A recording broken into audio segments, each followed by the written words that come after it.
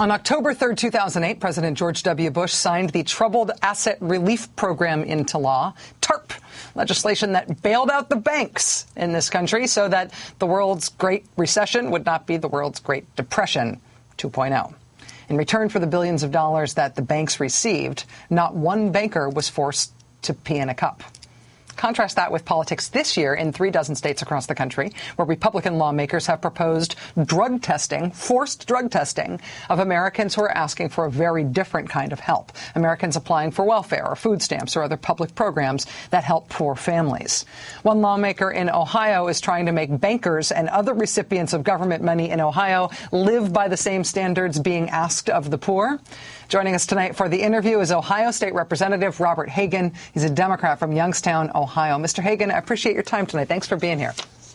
You're welcome, and thank you for allowing me to tell the rest of the country how insensitive and ridiculous my Republican colleagues are in the legislature. Well, Ohio is one of the states around the country where Republican lawmakers are pushing forced drug testing for poor people who are applying for public assistance. What do you think is motivating that? Rachel, there's a couple things that motivate that. And let me first start out by saying that our governor, John Kasich, worked for Lehman Brothers. And you and pretty much all your people that are the viewers know that Lehman Brothers went under. He was a vice president of Lehman Brothers. Wall Street started to go under. Banking started to go under. And so they asked and begged for additional help from the taxpayers.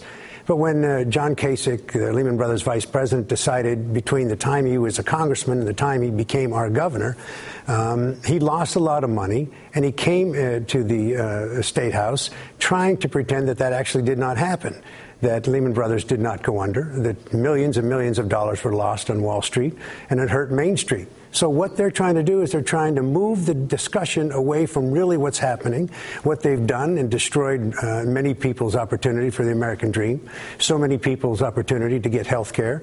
They've moved the discussion away from the issues of jobs, and they keep bringing up issues about attacking working people. This issue, too, in Ohio is extremely important, taking away the rights of police, fire, and teachers. That's what they're trying to do. So they're moving the subject, moving the issue away from what they have done, and they've destroyed this country, turned it upside down economically, and now they're trying to pretend that let's do this in a most insensitive way.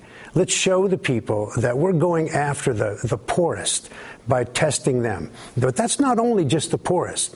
It's people that on workers' comp, people that are on that are laid off and getting benefits for being laid off. Those individuals also under their plan would be tested. What I say in clear, plain English is what's good for the goose should be good for the politician. Let's start testing the Supreme Court justices, all the legislators, all the people that are getting money. We have a Jobs Ohio program where millions and millions of dollars are going out. So many more millions of dollars that have gone out to the Wall Street friends of John Kasich, much, much more than they have against the poor people. So, they take away their dignity, the poor people. They're already struggling, trying to find a better way to make a living, get a job, provide health care, even maybe give the opportunity to send their kids to school, and they end up having to go through this drug testing. So I said to Kasich and the rest of the Republicans that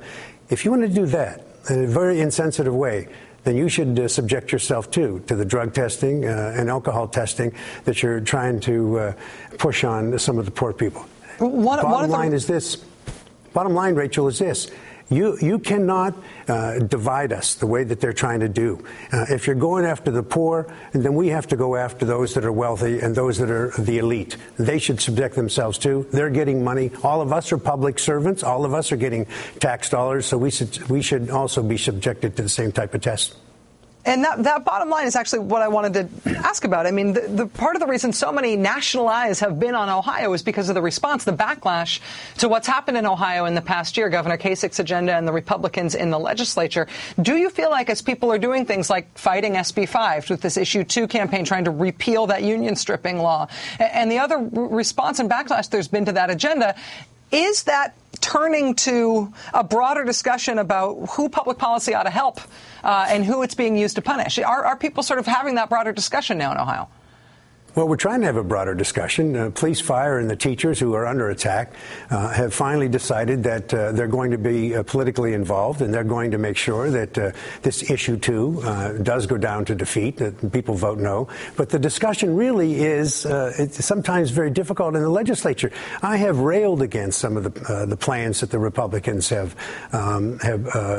promoted on the floor of the Ohio House. I have screamed and yelled to my constituents to get involved, to talk about contacting their legislators and contacting other politicians, because this agenda that the Republicans are pushing is a damaging agenda to the American dream, to people being participants in that. And so, yeah, it makes me PO'd. I really get upset when I'm trying to fight for so many people like this, and the agenda keeps shifting, and people keep talking about issues, about attacking the poor, about attacking working families, about attacking teachers, upending education, cutting local government funding. This is what they think is all right, because they don't like government. Republicans don't like government. They don't like it, I guess. Maybe they should just find another job. But quite frankly, I'll be there to fight them every step of the way.